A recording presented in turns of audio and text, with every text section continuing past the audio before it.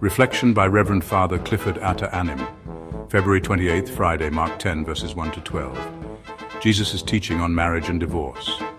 King Herod's unlawful marriage to Herodias, his brother's wife, was a direct violation of Mosaic law as found in Leviticus 18:16 and 20:21. John the Baptist courageously condemned this sinful union, ultimately sacrificing his life for standing up for the truth, as recorded in Mark 6:17 to 29. In today's gospel, the Pharisees attempt to trap Jesus by asking his position on divorce, perhaps hoping he would align with John's stance and face similar consequences. Instead of falling into their snare, Jesus seizes the moment to reaffirm the divine origin, sacredness, and indissolubility of marriage. Moses' concession and Jesus' restoration of God's plan.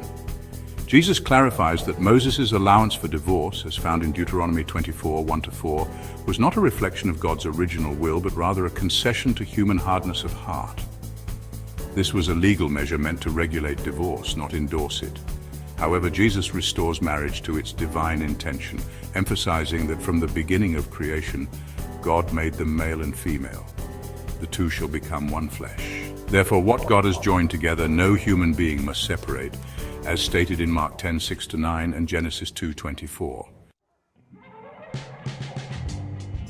By making this declaration, Jesus re-establishes marriage as an unbreakable covenant, not just a contract, but a sacred bond reflecting God's faithful love for his people, as mentioned in Hosea 2:19-20 and Ephesians 5:25-32.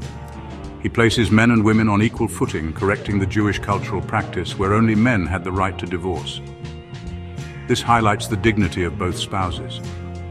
Jesus elevates marriage to a sacramental union, a lifelong commitment that mirrors the unity of Christ and his church, as stated in Ephesians 5:31-32. Catholic teaching on the permanence of marriage. The Church's stance on marriage draws directly from Scripture. According to the Catechism of the Catholic Church, marriage is both a sacred covenant and a legal contract, forming a lifelong bond between husband and wife. Divorce disrupts this divine order.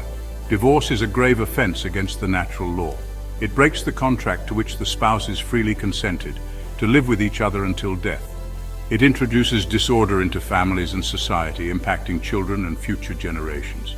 While civil divorce may be necessary in cases of abuse or danger, Jesus' words make clear that marriage is meant to endure. Life applications. Pray for married couples. Marriage requires mutual love,